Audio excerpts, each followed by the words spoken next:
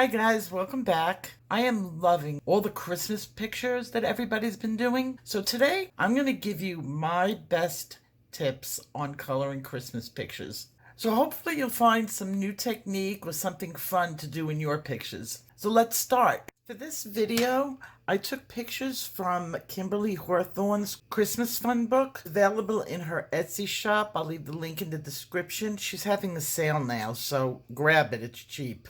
The first thing we're going to do today is we're going to light up a Christmas tree.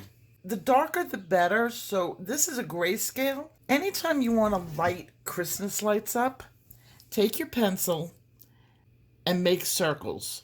You don't have to fill them in like full dots. They should have white in the middle.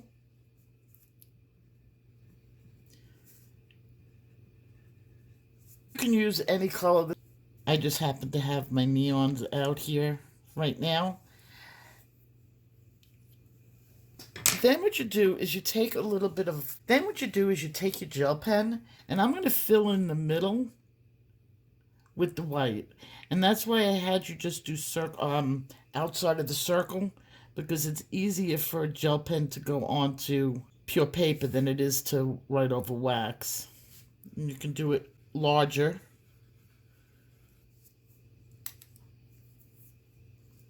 And then a little bit of white in the middle, and it makes it look bright.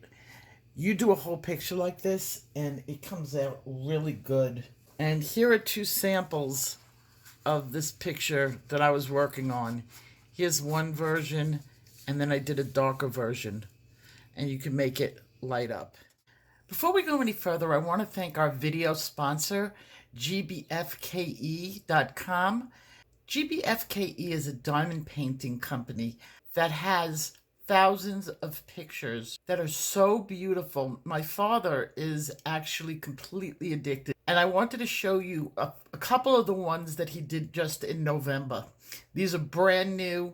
These are available on their site, along with 120 pages for you to make selections. Their drills are really sparkly. And every picture that my father did for us for Christmas is just making the house glow, especially under the lights. In addition to the paintings, they've got a ton of other projects that you can work on. Even if you're not into really big diamond paintings, they've got small Christmas cards that are really unique. Cross-stitch accessories, lamps, ornaments, murals, bookmarks, notebooks, clocks, makeup mirrors, personalized greeting cards, photo albums, stickers, storage boxes, and clutch bags.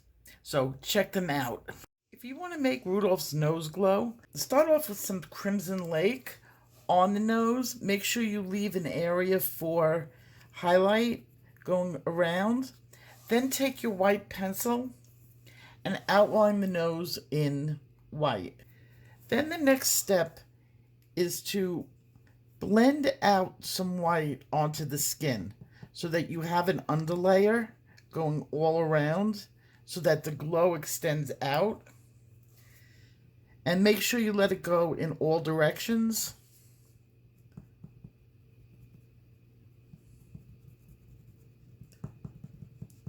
Then take your lighter shade of red and gently tint that white red. The darker you make the picture, the brighter the nose will glow. Two little tricks for making Santa look really jolly. Take your black pencil and do the eye so that it extends outward. Santa has nice squinty eyes.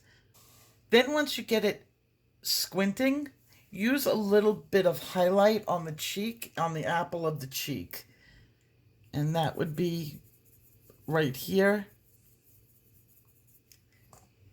Just a little bit of pink and then some nice white.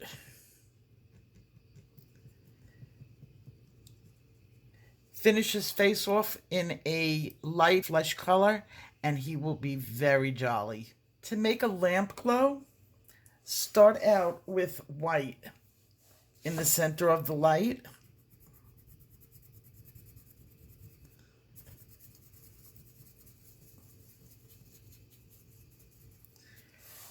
And then using yellow,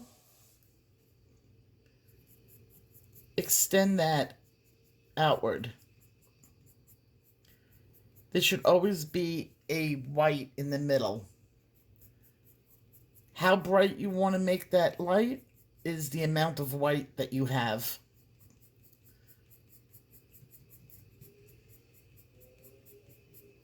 You could do the same thing for windows. If you want the window to look bright at night, add the white in the center and then light it up around with yellow. Around this time. Everybody colors candy canes around this time. So here's a hint on how to handle the white to make it different than looking like the highlight. Remember, your highlight is going to go down the candy cane always. It's never going to go across. Use a little bit of sky blue light on the edges of your white. This will keep the candy cane from looking gray. And when you add the white next to it,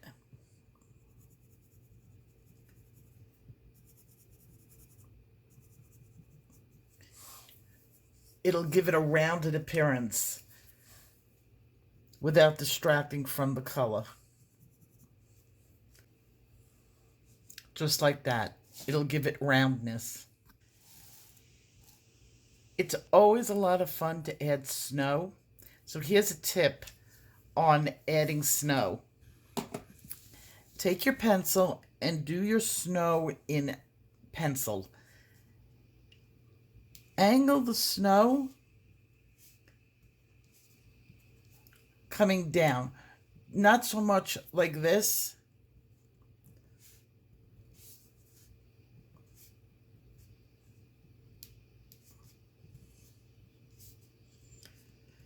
But not in straight lines.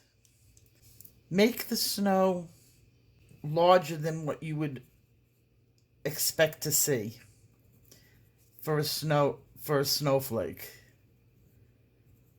So overdo it. Then take your Posca. Now I'm using Posca instead of gel pen, but you can really use gel pen too. And dot the inside.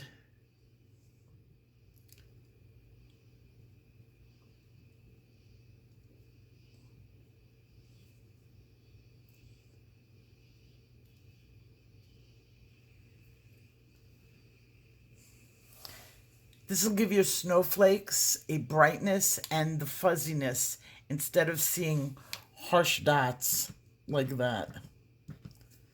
That's not as good. Make them look fuzzy, and that's how you do it. We're back to this little mouse again because it's so cute. To make this look fuzzy, you're going to use little strokes. Don't fill it in like that. Little strokes. Then overextend the white onto where your hat would be red. So if we do this hat in red,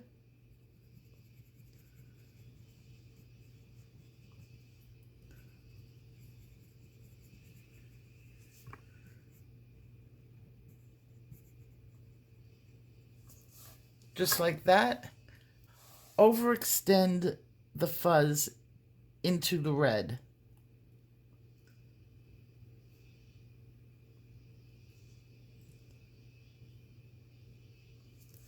And that'll make it look fuzzy. Handle it like you would fur. And you can also do it in the other direction, into the shadowed area. Always remember when you're doing ribbon to highlight it in the direction the ribbon bends. So here the ribbon is bending this way, your highlight is going to be this way. When the ribbon twists, make sure you get that area where it twists very dark. So here's a darker red. My darker red would go underneath here.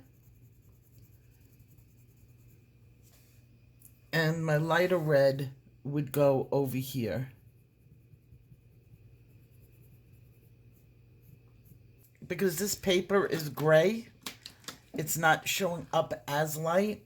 Just add a little bit of white. And this will make the ribbon look like it's twisting. This goes for whole Christmas tree or small little sprigs or branches. Always use 3 colors at least, a dark, a medium, and a light green to do the I guess they're leaves. By using all 3 colors and continuing to layer them and pushing the color into it, it'll become more and more, you'll give it more and more depth. If you shadow up where the leaves meet the branch, your trees will have more depth. This page comes from Color It, and that's Delightful Desserts and Sweet Treats. My favorite combination for gingerbread is goldenrod for the center, which would be right here, light umber in the corners and around the edges to give it a cooked look or a toasty look. And then you bring the color in. You add in a little sienna brown right in the area where it goes from the umber to the goldenrod, and you have a perfectly cooked gingerbread.